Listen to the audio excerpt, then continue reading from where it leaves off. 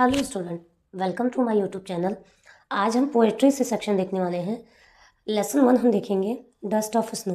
आप जानते हैं कि हम क्लास 10th की तैयारी कर रहे हैं। जो हमारा पेपर होने वाला है हम उसकी तैयारी कर रहे हैं, हम रिवीजन कर रहे हैं। आइए देखते हैं MCQs बेस्ड क्वेश्चन।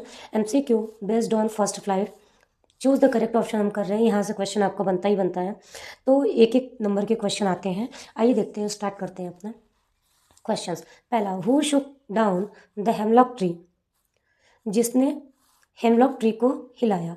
तो कौन था? क्रो, कुकू, मैना, पैरट। ये 4 ऑप्शन आपको ऐसे दिए रहेंगे और इसमें से कोई एक ऑप्शन आपको चूज़ करना होगा। तो अगर आपने ये पोयम पढ़ा होगा तो इसमें जो बात की गई है वो किसकी बात की गई है? क्रो की। तो फर्स्ट का ए ऑप्शन बिल्कुल सही होगा। Who Shuk down the hemlock tree? Crow. Crow Shuk down the hemlock tree. Crow first का ए आंसर बिल्कुल सही होगा। आइए देखते हैं question number second. What fell on the poet? Poet पे क्या गिराया गया? What fell on the poet?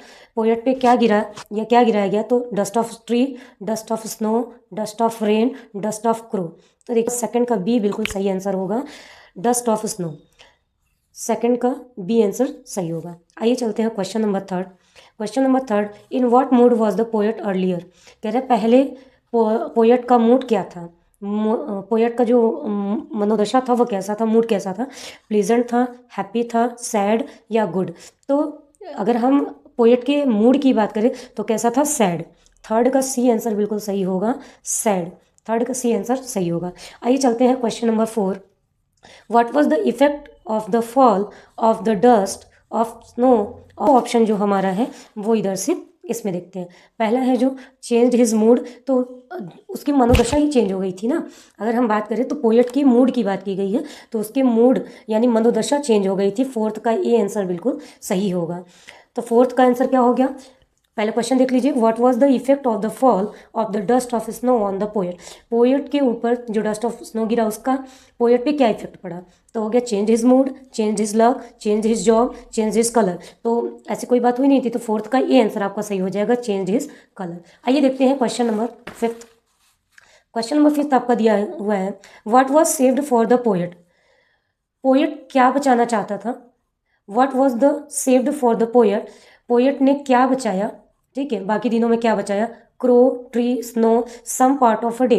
तो दिन का जो आधा पार्ट था उसको वो क्या करना चाहता था? बचाना चाहता था। तो फिफ्थ का डी आंसर बिल्कुल सही होगा, फिफ्थ का डी आंसर सही हो जाएगा। आइए देखते हैं क्वेश्चन नंबर 6।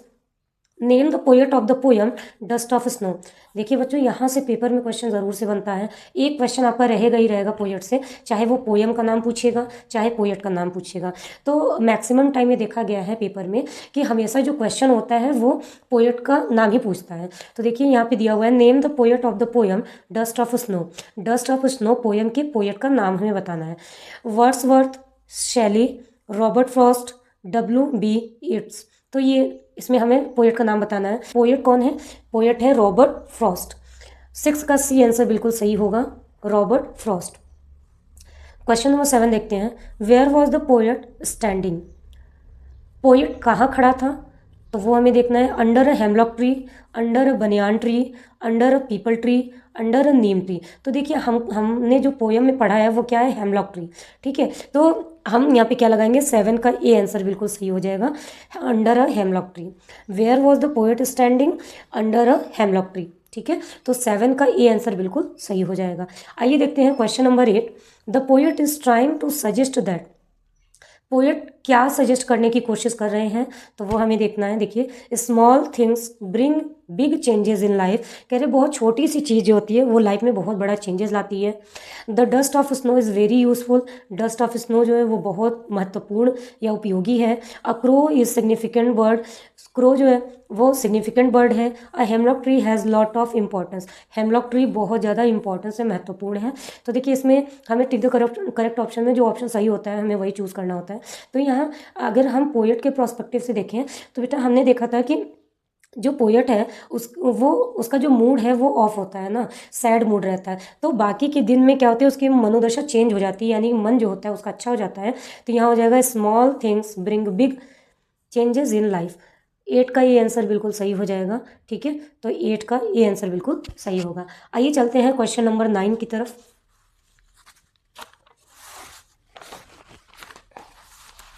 क्वेश्चन नंबर 9 देखिए, what is the dust of snow. Dust of snow क्या है? Particles of clay, particles of sand, particles of plants, particles of snow. तो हमने पूरे पोयम में ये जो डस्ट ऑफ स्नो है, नाम से ही आपको पता है, ठीक है, तो हमने उसमें किसके कण पढ़े थे? पार्टिकल्स ऑफ स्नो, स्नो के पार्टिकल पढ़े थे ना। 9 का डी आंसर बिल्कुल सही हो जाएगा। आइए देखते हैं question number 10, who was sitting on the tree. Who was sitting on the tree, पेड़ के ऊपर कौन बैठा था? तो देखते हैं, a cuckoo, a sparrow, a crow, a pigeon. Cuckoo की बात नहीं की गई है, किसकी बात की गई है? क्रो की, ठीक है। डस्ट ऑफ स्नो में जो देखिए मेनली 2 ही कैरेक्टर है, एक तो पोएट है और दूसरा क्या है? क्रो है, ठीक है।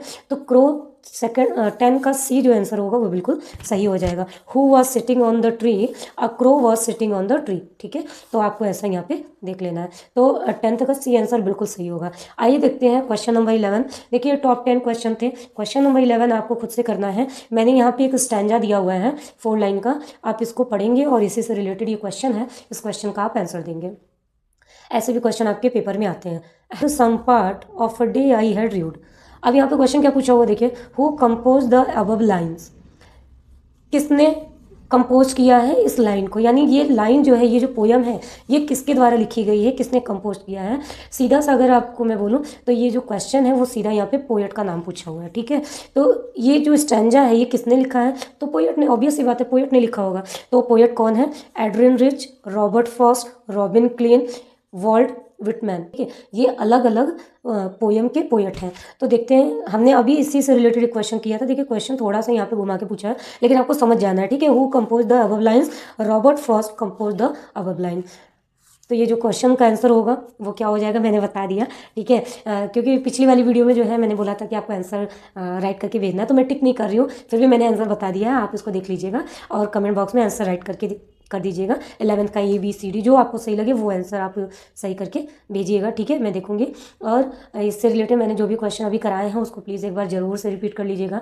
आने वाली हमारी वीडियो और भी हेल्पफुल होगी आपके लिए। आई होप आपको ये वीडियो अच्छी लगी होगी। अगर आपको ये वीडियो मेरी अच्छी लगे प्लीज़ वीडियो को लाइक कर दीजिएगा, शेयर कर दीजिएगा और सब्सक्राइब कर लीजिएगा मेरे चैनल को। कुछ बच्चे ऐसे हैं जो क्या करते हैं, केवल वीडियो देख लेते हैं, लाइक नहीं करते और ना ही कमेंट करते हैं। तो देखिए कमेंट जरूर से किया कीजिए, इससे हमें समझ में आएगा कि आपको क्वेश्चन समझ में आ रहे हैं या नहीं, या हमारी जो ये वीडियो लेक्चर है ये आपके लिए हेल्पफुल है या नहीं, ठीक है। तो मिलते हैं नेक्स्ट वीडियो में, तब तक के लिए जय हिंद, जय भारत।